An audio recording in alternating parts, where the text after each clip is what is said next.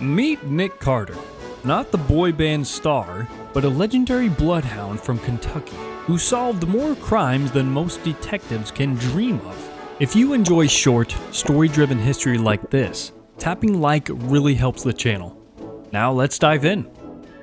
Born in 1900, this four-legged Sherlock Holmes had a nose 1,000 times better than ours, and a talent for trailing villains that made police history. Today, we sniff out the story of the greatest sleuth hound who ever lived. Bloodhounds are often called a nose with a dog attached. Their long, droopy ears sweep scent particles right up to their massive nostrils, while their loose, wrinkled skin traps those smells. Bloodhounds are so good at tracking people, their trails can be used as evidence in court.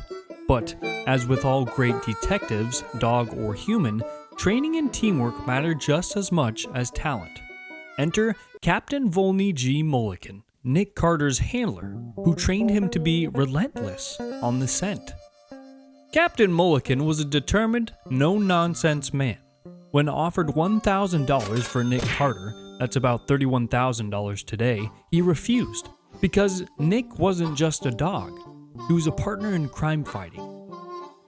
Together, Mulligan and Nick Carter searched across Tennessee, Alabama, Florida, the Carolinas, Virginia, Indiana, and Kentucky itself. Over 600 cases in total. In 1 year alone, Nick tracked 161 suspects, leading to 126 convictions. That's a success rate any detective would envy. Nick could follow a trail over 300 hours old. That's over 12 days. And even if a suspect tried to wash away their scent by crossing a creek or running through water, Nick's nose didn't miss a beat.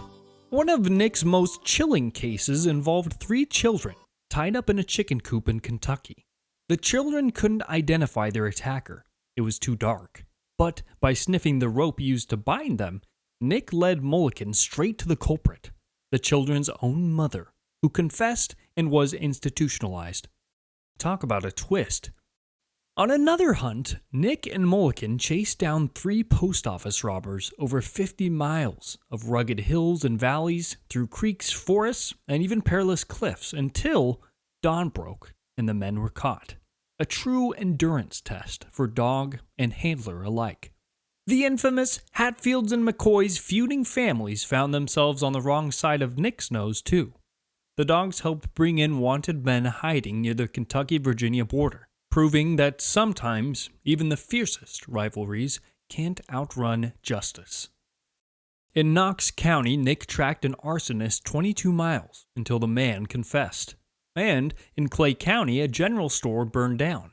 Footprints preserved on planks led Nick and Mulligan to the culprit, despite armed family protection and a storm washing away other clues.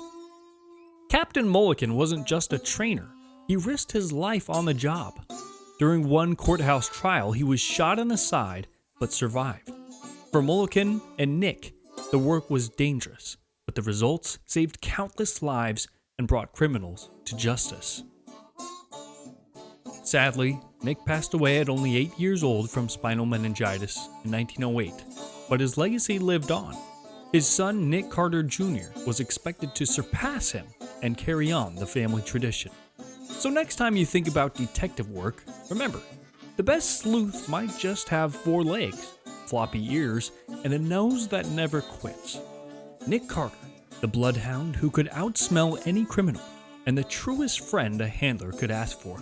If you enjoyed this deep dive into canine crime-solving legends, hit that like button, share your thoughts below, and subscribe for more amazing history tales.